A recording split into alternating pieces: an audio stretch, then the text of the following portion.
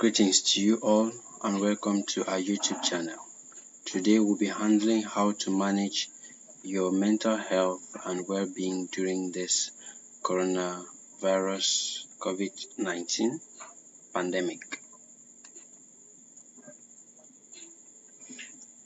The outline will go like this.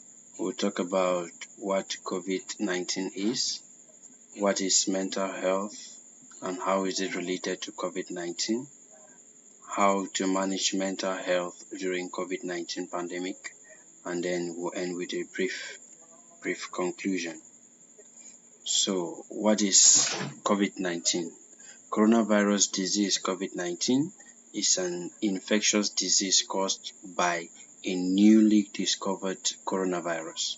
The virus spread primarily through droplets of saliva or discharge from the nose when an infected person coughs or sneezes. So it's important that you also practice respiratory etiquette.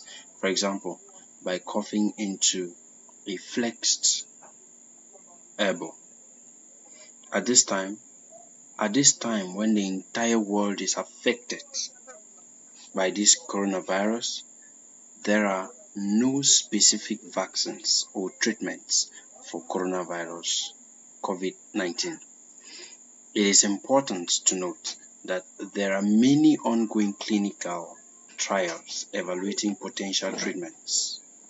Pan-African Health Initiative PANAFI will continue to provide updates information as soon as clinical findings becomes available. What is mental health and how is it related to COVID-19? The World Health Organization defines mental health as a state of well-being in which the individual realizes his or her own abilities, can cope with the normal stresses of life, can work productively and fruitfully, and also able to make a contribution to his or her community. The most common types of mental illnesses are anxiety disorder, mood disorder, schizophrenia disorder. Many people are faced with new habits of staying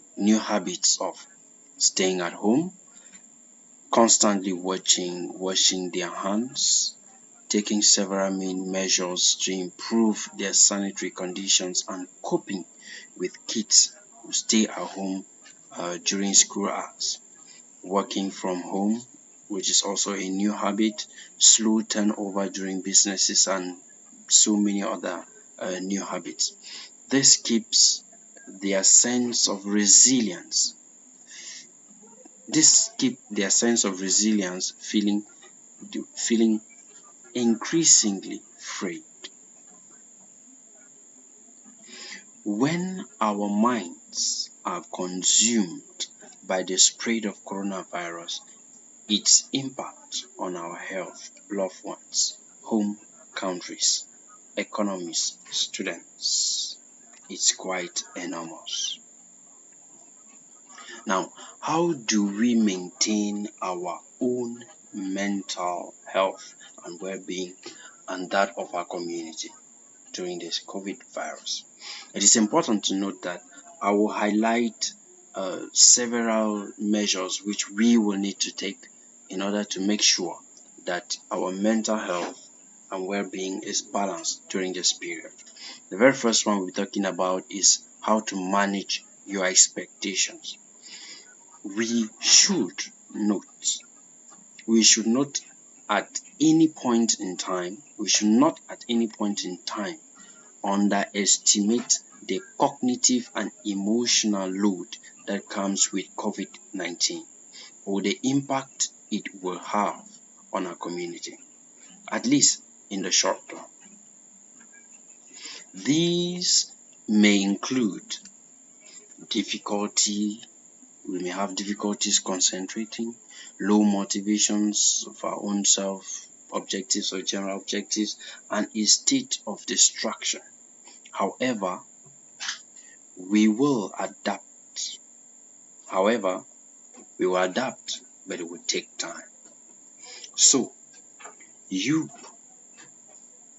will have to take it easy on yourself as we settle into this new rhythm of remote work events and isolation. We need to set realistic objectives for ourselves. The second will be you need to be compassionate with yourself and with others. There is much that we cannot control right now, but how we talk to ourselves during these challenging times can either provide a powerful buffer to these difficult circumstances, or amplify our stress. Moments of feeling overwhelmed often come with big thoughts such as, I cannot do this, or this is too hard.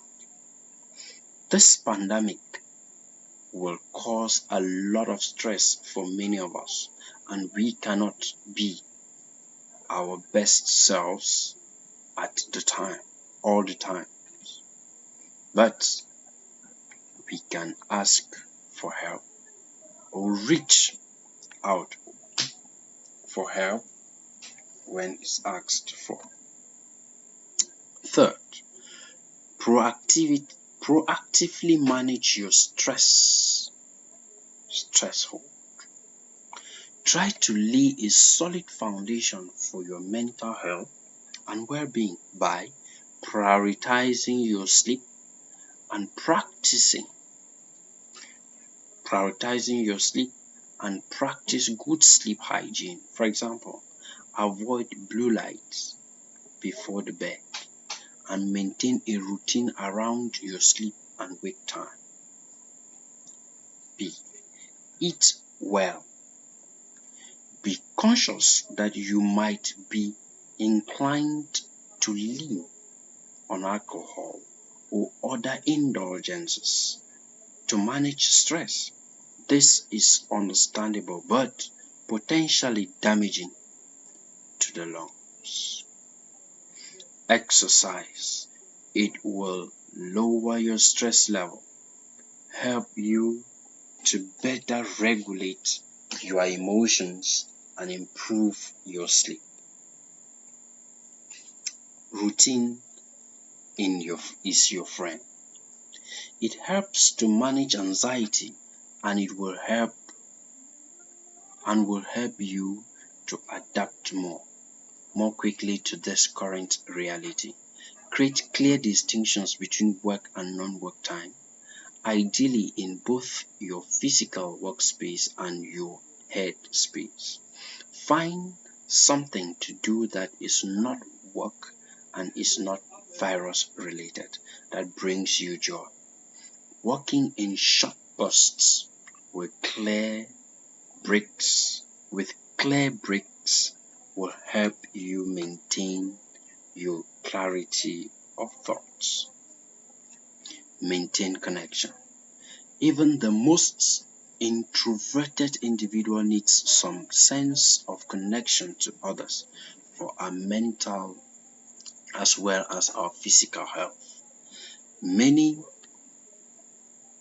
working groups have created virtual forums where you can contribute or just sit back and enjoy the chatter. Staff teams have instigated virtual coffee groups, online book clubs, and co-working space where you can work in the presence of others. We are in social isolation, but we need not feel alone. Reach out to those who might be particularly isolated.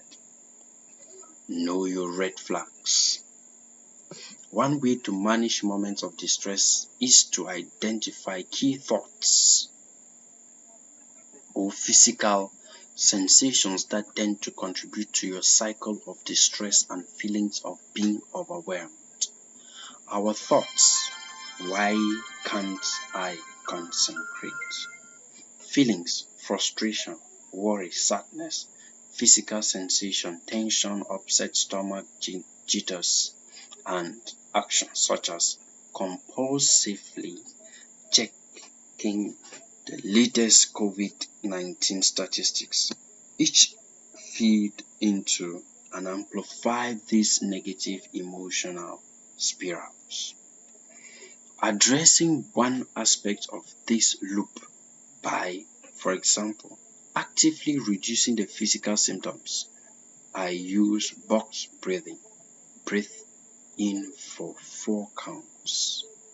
Okay? I use box breathing. Breathe in for 4 counts. And hold for 4. Breathe out for 4. And hold for 4. Then repeat. Can de-escalate the cycle and help you regain control. Manage uncertainty by staying in the present. Take each day as it comes and focus on the things you can control. Mindset and meditation can be a great tool. Yeah, dear friends, these are the 7 main points we need to consider when handling mental health in this time of this pandemic. In conclusion, therefore, this will probably be a stressful time for all of us, and will test the mental health policy and practices of many research institutions, countries, and organizations, just as it is testing much else in the world. By embracing good mental health and well-being measures, and by relying on others when necessary, we can protect ourselves and those around us. Thank you all for following. Like I said from the beginning, it has been Pan-African Health Initiative, and we are dedicated to bringing you quality healthcare information, quality healthcare services, right to the most remote and inaccessible areas in Africa. That is our mandate, that is our objectives. Right on this slide, you'll find our contacts where you can easily reach out to us for more information. We'll be happy to get your feedbacks, but do not forget, hit the subscribe button and so that you get informed of our further communications. Thank you.